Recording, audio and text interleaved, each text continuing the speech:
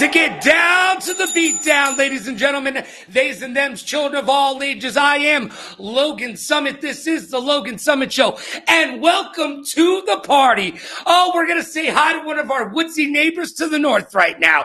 We have Rafik Raiah, and he will be fighting as part of Destiny Fights number 9 in Toronto, Canada, Ontario, if you will. On August 9th, they'll be taking on Kian Knight. But before we get to that, how are you doing today?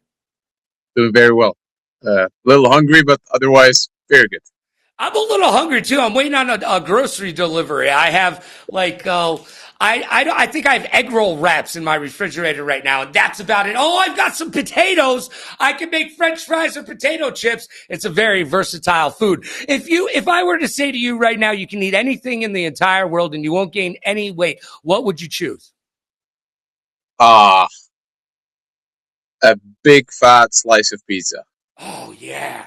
Oh yeah. Now, do you have a particular place you like to go up there in Pickering? So I prefer the Badi Ali's. After my wife's pizza, I'd go to Badi Ali's in downtown Toronto. One of the best. Downtown Toronto, I like it. Have you visited the Stanley Cup trophy while you've been downtown? Not really, no. I've been to the Rogers Center to watch some baseball games, but yeah. Also the Scotiabank Arena, but otherwise, no. Yeah. Well, coming from Algeria, how big is hockey in Algeria, by the way? That's where you're born. Obviously, you're fighting out of Pickering, Ontario, Canada now. But in Algeria, do they pick up the hockey sticks? No, not really. It's a pretty warm country. Soccer is second to religion in Algeria. Otherwise, yeah, it's a predominantly famous sport there. But otherwise, hockey, no. Well, then, you know what? We have to say football, because depending on where you are in the world, Carmen Sandiego, a lot of people are getting really pissed at us for calling it soccer right now. Especially, I thought football. Yes, it's football in the rest of the world. You know what? I've always said, I've gotten to travel a little bit, and I've always said the way that Americans are seen to the rest of the world can be drummed up in a generalization. We took a sport we didn't invent, we're not good at it, and we changed the name of it. I mean, if that doesn't say America all over it, I don't know what does. All right. Now, you are 15-5-0 right now in your career. You are a welterweight. You're fighting some Muay Thai, and you're fighting out of pound-for-pound MMA up there. How did you find that camp?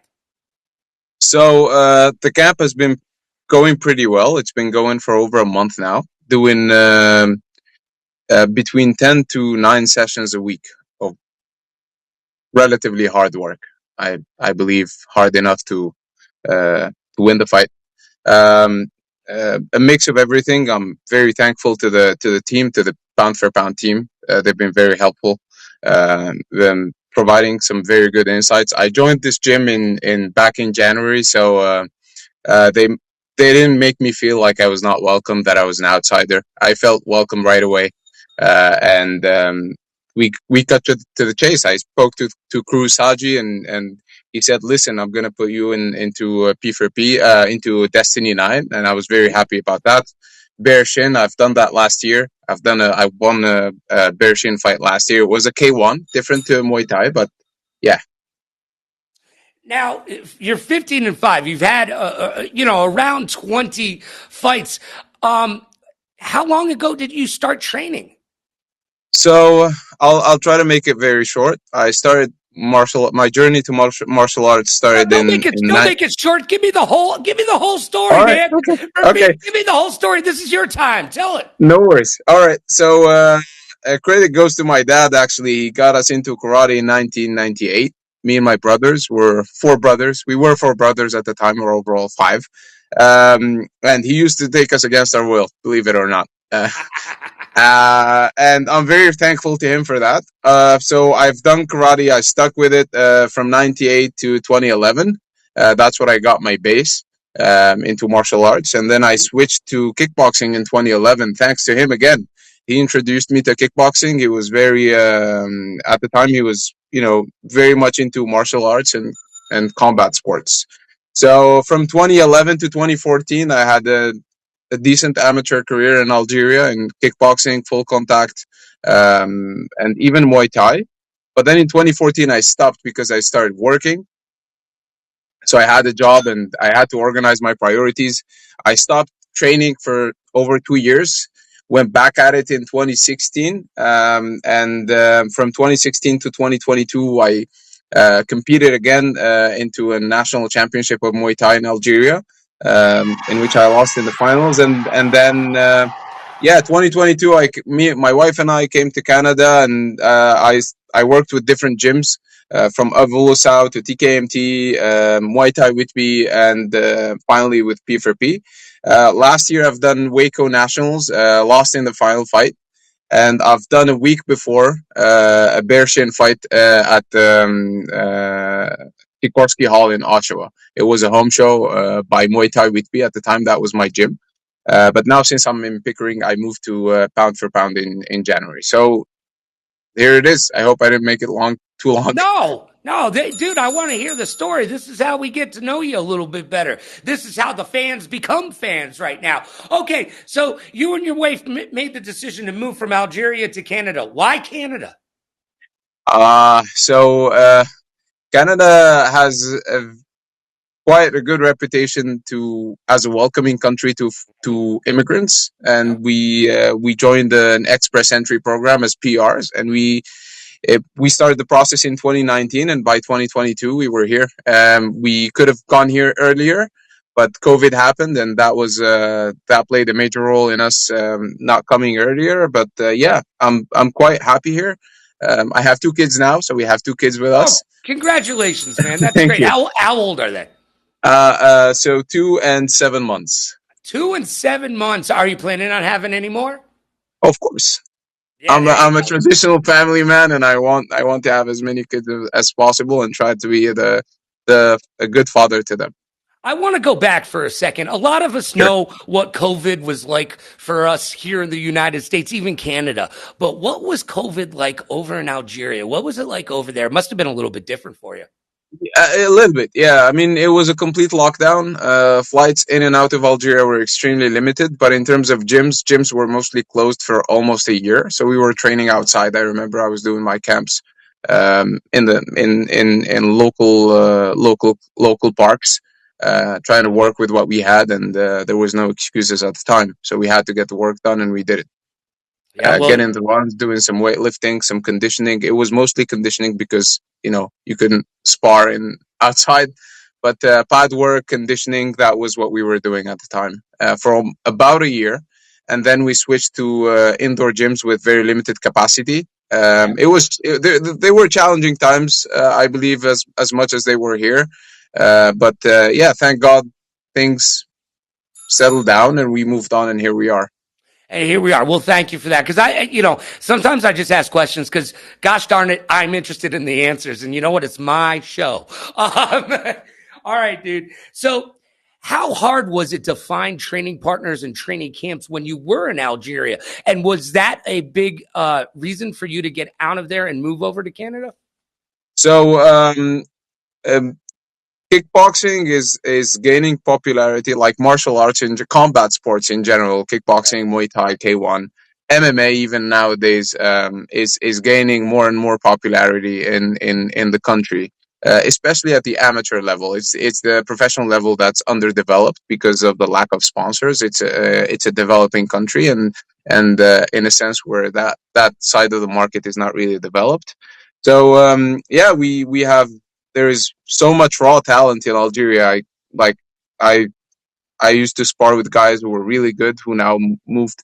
Some of them moved to Thailand. Some of them are working abroad as fighters, professional fighters. Some of them. So yeah, there in terms of talent, there's a big talent. If this is a good answer to your question, It is, but I'm gonna ask a follow up. Give me one fighter from Algeria we should all be on the lookout for, besides yourself. uh, so would you like some professional names? Yes, Yeah, please. there is a guy who's fighting in one championship. Rabah. He's a very good athlete, very high level, top notch fighter. He's in one. He just he had a no contest fight recently, and he's in the top five, one championship. All right. Well, you will be fighting Destiny Fights 9, Toronto, Canada. It all happens on August 9th, right here on pay per view on millions.co. You're going to be taking on Kian or Kian Knight, depending on how he wants to pronounce it. I'm going to go with Kian just because I like it better that way. What do you know about your opponent going into this matchup? So I know he's a good boxer. He has a good boxing style. He's a pressure fighter, and I'm working based on that and building my strategy based on that. And hopefully, I'll have the good tools to face him, to put him into difficulty, and hopefully win the fight. Yeah, what's your preferred ranges? Yeah, I mean, do you like to work from the outside or do you like to get in on people and go Mike Tyson? I like what people say to me, because I don't like judging myself, is that I'm a pressure fighter myself. I like to be in the pocket. I don't mind getting hit, and I hit back even harder. So yeah, that's the type of fighter I am. That is the I name of have the game, Rafik. Hit back harder than they hit you, right? exactly. You're gonna get hit anyway, so you got to be ready for it and punish them for that. So what I'm is? also Go ahead. sorry, as a No, go follow up. ahead. Yeah, I've got a very weird style. They say How so? tricky. You're So tricky to they say rock I'm very around. You tricky. rock around. That's right. On time, you're tricky. Ha ha Yeah. ha ha. You're tricky. Here we go. All right. Why are you tricky? I like to go into angles and fight from there. I like cutting angles. I like hitting them when they expect it the least. I like switching levels Mm-hmm. and switching from my punches to kicks. Sometimes going load of body to head, depending on the situation. So yeah, this is what the people I spar with and train with say. Do you switch stances as well? Do you go from southpaw to traditional and back and forth? Yes. So yeah, I can do both orthodox and southpaw stances. All right, so here's a question, completely off topic, but not really. You've gone to some baseball games. Can you bat lefty and righty? I'm not I'm not really good at that. No, I've never tried. Like I would I'm not arrogant to say I can do both, but Right. I haven't tried. Probably I'll be right-handed for that. Yeah, because I'm right-handed. But yeah, fighting I can do both. But baseball, I'm not really sure. Now you've been doing Muay Thai and kickboxing and all the same. Do you have any interest in getting into the cage and doing some MMA? Hopefully, I'll try to build my ground game, my wrestling. I have some basics in that, but it's still. I think it's still early. I mean, not too early because I'm 31, but yeah, I think I need to develop my ground game a little more before getting into the octagon and doing some MMA. Yeah, you definitely do. Because do you have a base in wrestling at all? I've done jujitsu for 2 years, but it was at a very low level. I was doing it once or twice a week, especially when I was back in Algeria in the last 2 years from 2020 to 2022. Uh, I know the basics. I know how to defend a takedown, how to, you know, pull a guard in some cases, some locks, yeah, but basically that's very basic. Yeah. Yeah, I don't think it's enough for me to get into the cage and face someone who's has solid base, especially in the U.S. Wrestling is a very developed high level sport. So I know a lot of people who get into the MMA have wrestling bases. And if you're not good in that game, you don't know the basics on how to defend yourself. They take you to the ground, no matter how good a striker you are. It's Yep. going to be game over for you. Yeah, once you're on the ground, they can keep you there. And we've all seen those fights where everybody's like, what's going on? However, I am with Joe Rogan in this. I have always been a fan of the fact this is a chess match, whether you're standing or you're on the ground. I hated when they had everybody back in the day. They're like, all right, stand up. I never liked that. And all my friends were like, no, they need to stand back up. And it's like, no, this dude's a Gracie Brazilian Jiu-Jitsu black belt. That dude doesn't need to stand up. He needs to be on the ground. That's where That's he's true. at his best, right? So, I completely agree. you know, I completely and agree. being able to sprawl and get yourself out of trouble is good. But if you get a high level wrestler out there, man, they're just going to hold you down. They're going to smother you, and you're not going to be able to do anything. And it'll be the most frustrating 15 minutes of your entire life. You know what Justin Gagey says? If one man can hold you down, two can rape you. So, uh,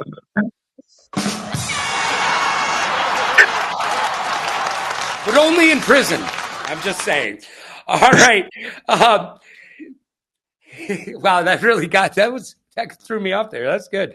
How do you mentally prepare before a fight? What, do you do visualization? Do you meditate? What are some of the ways that you get your head straight for the game? so I'm quite a religious man. I'm of a Muslim faith. So my relationship to God, I hope I keep it to a decent level, where it is true. It's a matter of winning or losing, but at the end, it's God that decides whatever will happen. And when you do your best, you don't really care what happens next. I've been saying it to the guys at the gym. I'm trying to win the fight at the gym. I also do a lot of shadow boxing and try to visualize based on that, and try to build my game for the fight. But otherwise, when I know that I've done the best I could, whatever happens, whatever is meant to happen will happen. So uh, I'll be disappointed if I lose. I mean, but I'll do my best and even beyond my best to try to win that fight. Well, I would have to say that fatherhood has probably prepared you more inside of the ring than you'd like to admit to. Which is harder, being a fighter or being a father? I think a father is harder than being a fighter. When you're fighting, it's just you, and probably maybe the coach behind you that are at stake. But when you're a father, it's a whole family that's depending on you. And yeah, I wouldn't like also to take the credit from my wife. She's been doing this camp with me. I've been away from the gym, being away from the house. Sorry, for so long, and going back and forth twice a day, 3 times a day sometimes. She's taking care of 2 kids, 2 babies on her own, and Wow. I would like to thank her for that. Yeah, she gets a gold star from us. She's probably also doing meal prep for you and all of that stuff as well, which, going to the gym 2, 3 times a day, you're not going to have time for that. What's your favorite thing that your wife makes for you? So from which do you mean, like before the weight cut or after during the weight cut? Oh, give me both. Give me both. Give me before the Okay. weight cut and after the weight cut. Yeah. Yeah, before the weight cut, she makes really good pizza and really good Algerian soup called shorba. During the weight cut, she's doing the basic stuff, bacon, sweet potatoes. It's not rocket science. Just Yeah. she just needs to ensure that the quantities are respected. A The lot of macros are chicken, in a there. lot of rice, stuff like Yeah, that. Yeah. chicken, rice, quinoa, sweet potatoes as carbs, and then protein, eggs, fish, chicken, and lots of veggies to keep the Vet, bowels moving. yeah, very Mediterranean of you. And it's the veggies that are important. We were talking to a fighter earlier today. I won't name any names, but you know who you are. Said, I don't do vegetables. And I was like, come on, man, they're veggies. They keep your body going. Give me some of that broccoli in with your chicken and rice. Just saying. All right. Now, do you get down with the sweets like after the fight? After the fight's done, and you know you got a day to relax, rest, hang out with the family. Are you going to break out like go to Tim Hortons and go get like a dozen donuts or something? Not into donuts, but some traditional Algerian sweets like baklava. I love baklava. That's Mil- good stuff. yeah, they're really sweet, by the way, and I love them. I make them myself, so you can tell it's hard. I'm craving them so bad right now. All So I'll definitely go to some Middle Eastern restaurant, right. get a lot of food, a lot of sweets, especially the day after, and then I'll take it down a notch afterwards, and uh, go on a maintenance diet afterwards. So yeah. Now you're a welterweight. Do you walk around pretty much at that weight, or do you have to cut a bunch like Patty? So I used to be at 180 Okay. about a month ago. I've lost around, so now I'm at 169. I'm very Okay. close to my weight. Yeah, you are. With the amount of water that I'm drinking, I could just cut the water and make weight by tomorrow. I'd like to thank my friend Mitch Short, who's been supervising my meal plan and even some conditioning workouts that we're doing together. So I'd like to give him credit for that too. Well, he deserves the credit for it, and I'm glad that you gave it to him. Thank you so very much. Anybody that you want to give credit to, by the way, if they deserve it, by all means, give them the credit. All right. Sure. So you said you joined Pound for Pound MMA up there in Pickering, Ontario, Canada, because you felt like they were a great community and community-based and they were welcoming. Since you've been there, what's the biggest thing they've taught you? Oh, okay. There are a lot of things, hard to pick. So, um, so they have. Give me top 3 if you want. Okay. So, first of all, having the right attitude. They have very high level athletes there, and they're still humble. They can still hold the pads for you, spar with you. They don't mind that. Uh, 2, technique, which is equally important. Cruz Haji especially has been, and the team, Joey, Mikey, Jason, everyone, they've been helping out and providing feedback on the technique. And finally, the sense of family and the sense of team. It's true, it's that we're doing an individual sport, but at the end of the day, we're representing P4P, and we're when I step into that ring, people will ask, "Where's this guy from?" So if I do a shitty job, pardon my French, people will say, "Oh, that's not a good gym." But if I do solid Muay Thai, whatever the result, I know I'll make my crew pretty proud. Well, I'm sure you're going to make the crew over at P4P, aka Pound for Pound MMA, on August 9th as you take on Kian Knight on Destiny Fights 9 up there in Toronto, Canada. It will be live right here on millions.co. Now, Rafik, this is the part of the show where I need you to make a prediction. How's the fight going to end? Second round knockout. Oh, I like that. I like that. Second round knockout. You heard it here first, kids. I'm going to write it down. So the next time I interview you, I'll be able to ask you, hey, how'd that go or how did it didn't go? We'll find out. But I have faith in you, my friend. I have a lot of faith in you. Before we get to your time, I'm going to be interviewing Hunter Lee, another Canadian MMA fighter. Well, you're not an MMA fighter, you're a Muay Thai fighter, but an MMA fighter. And he was an alternate on the Canadian wrestling team up there for the Olympics. Have you heard of Hunter Lee? No, I'm not really into wrestling, and given my short time in Canada, I'm not really well versed. So I apologize to him if I don't really.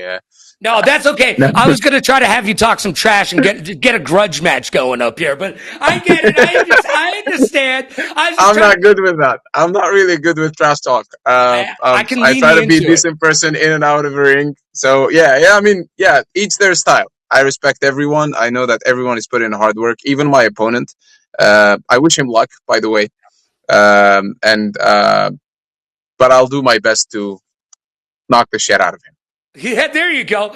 I'm just trying to make some new Canadian friends. You know what I'm saying? All right, it's time. Before we get to 5 questions, this is your time. It's their time up there. It's our time down here. And more specifically, it's your time. This is your time to talk about anything you like. You want to talk about your wife, your kids, your sponsors, the sponsors you wish you had, your favorite video game, your mom, your dad, your dog. I don't care. It's your time. Take it away, Rafik. All right. So it's going to be, I like always to give credit to where it's due. I'd like to thank my parents. They brought me to here. They supported me. They still do. My wife, my sons, my friends, back home and here. The friends that bought the tickets, $60 each to come and support me. Everyone at P4P, every gym that I worked at or trained at, especially here in Canada, from Evolução to TKMT, Muay Thai with P, Crew Rob and the team, and even of course, Cruz Haji and the whole team at P4P. They've been a big support, and each fighter that I fought before. So yeah. All right. Well, there you go. All right. It's time to get down like a clown like Charlie Brown. We're going to turn your frown upside down. It's time for 5 questions. We've got Rafik Raiah.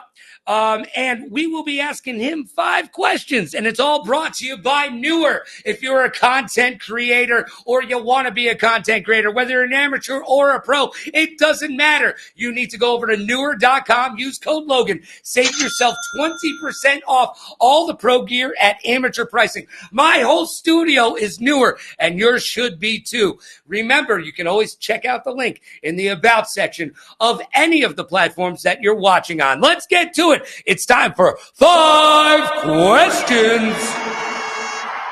All right. Rafik, I know you haven't spent too much time up there in Canada, but I asked the same question to every Canadian fighter, and no one has watched either of these TV shows yet. They are apparently completely exported from Canada to here. Have you heard of Letterkenny and the show Shoresy yet? No. No, God! I swear. Can I get a Canadian fighter who watches Canadian TV? For the love of God. No. Hey, you're literally like the 5th one to just be like, nope. I'm not an exception, so I'm happy. I'm not the exception. No, you are status quo right now. In fact, I can't wait to talk to Hunter in a little bit because he actually went and watched both of those TV shows after his initial interview with me, and he texted me about it. He was like, oh, bro, we got to talk about that. But no, you're like every other Canadian out there. So you know what? You're right at home up there in Canada. I know you probably miss Algeria, but you're making yourself settled up there in Canada. Don't bother watching Letterkenny or Shoresy because apparently they're like Fosters. That's just Canadian for TV. It's just an export, everybody. All right, let's move on. Question number 2.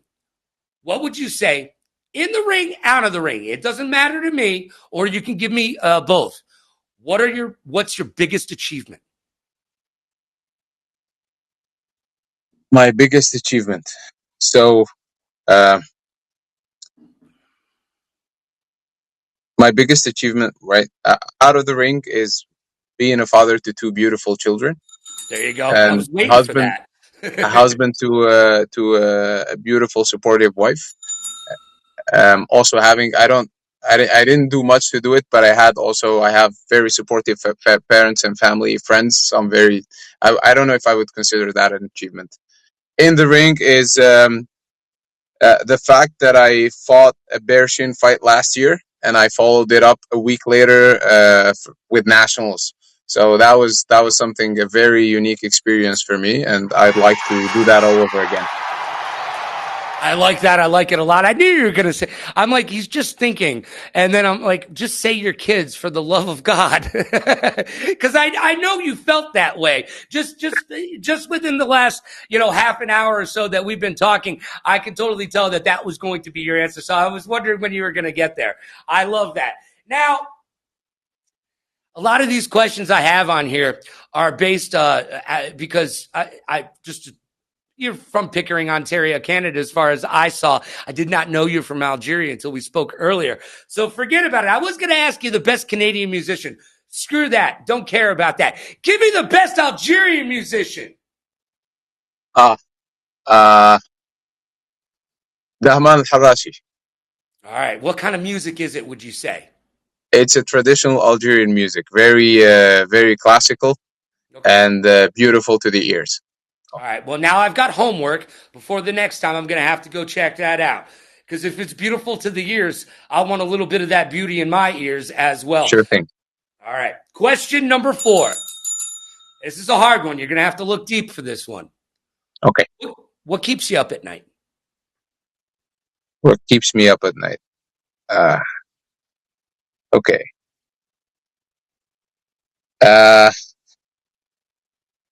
Not being the father that my kids deserve to have. This is my first priority is my family. Of course. Before anything else. Now, what are some of the things, what are some of the traits, what are some of the lessons that you've learned from the fight game that you're going to push on to your 2 beautiful kids? So first of all, learn to fight, at least at a decent level. Yes. If you don't want to compete, don't. Otherwise, yeah. Fighting is not about just talent. It's about hard work and persistency and discipline. Mhm. So you may be, I mean, yeah, said it 3 days ago in the press conference, and I like that. So motivation comes and goes, but discipline is what keeps you going. We all feel tired. We all feel annoyed. You think that going to the gym 10 times a week is not really annoying? It's not really. You think I'm enthusiastic going there every day, twice a day? Gyms are So stinky and smelly. You don't want to go there all the. exactly. You get hurt, you get beat up in sparring. It's not really fun, but when you have the discipline to push through, and this applies to everything, It work, does. religion, whatever your thing is, if you need the discipline to push through, because if you rely on motivation only, it's not going to be it's not going to take you for long. No. It's going to I, fluctuate. I mean, how motivated can you be to wake up to get punched in the face, neck, chest, and breast area, and That's true. then go back and do it again? I mean, that takes a different type of discipline, and it might be fun for 6 months or so, right? But then it's like, all right, now I gotta get time to make the donuts. I gotta go. Oh God, he punched me in the face. What am I doing here? And now I gotta go clean the gym bathroom because it's my turn. No, I don't want this. No, I get it. All right. Question number 5. Last question of 5 questions. You're doing great. There's no score, so you've already won. Think about it that way. Um, Yes. I was going to ask you what the biggest difference between the United States and Canada is, but I don't care about that anymore. What is the biggest difference between Algeria and Canada? So the weather to start with. Uh, Algeria has we have the 4 seasons, but the summer and the spring and the fall tend to be quite warm. Maybe in many areas of Algeria we have Nevada weather. Yeah, Whereas yeah, I'm hearing Viva Las Vegas. so whereas in Canada it goes down to -20 in the winter in Oh, boy. Toronto. So it and the days are, sun rises at 8 p.m. 8 in the morning, and then sets down at 4:30. Oh, come So on. days are quite short and cold in the winter, and you try to get the best of them. So that's the biggest shock. That's the biggest shock, I would say, in terms of differences between the two countries. Of course, two culturally different countries, high contrast in terms of languages spoken, uh, uh, in terms of culture, religion. Um, but I love both countries. The first of which is my native one, and the second one is Canada. Is somewhere I could also call home now. I've been here for long enough, I hope. And yeah, I think these would be the differences between the two countries. They're very different one to each other. If I were to say as a conclusion. No, I would assume so. I would assume that they would be very, very different places to live. But Rafik, I really appreciate you being with me today, hanging out. You will be fighting on August 9th, all part of Destiny Fights number 9, which you can watch right here on millions.co. But if you're in Canada, oh, Canada. Yeah, if you're over there, it's not my home or native land, but if it's yours, you can go out to Toronto, buy a ticket, and see this guy throw down in real time, IRL, as the kids say. All right, Rafik, thank you so much for being here today. I hope you had a good My time. pleasure. All right. It was an honor being here. Thank you so much for the invite and the questions. I hope I answered properly in to many of those. Oh, you did. Uh, so thank you so much, Logan.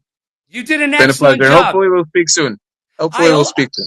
I hope to talk to you again. Let Destiny Likewise. Fights 9 know that I do USA boxing commentary and MMA commentary. Fly me up. I got my passport in hand, baby. Let's get down like a clown Get and have him in some here. fun up there. Yo, I got it, man. All right, Rafik, I appreciate you being here, and I appreciate you being here as well. Don't go anywhere. We've got Canadian MMA fighter, pro MMA fighter, who is now 4-0, Hunter Lee, coming up in just a little bit. But until we get to that, do me a favor. Be good to yourself and be kind to others. Pay it forward, play it forward. Rock like a party star, party like a rock star. Smile strong, laugh loud. And last but not least, please like, follow, and subscribe so you will know when I'll be back at it. I'm Logan Summit. This has been the Logan Summit Show. We'll see you again real soon. And remember, until next time, everyone loves a good fight.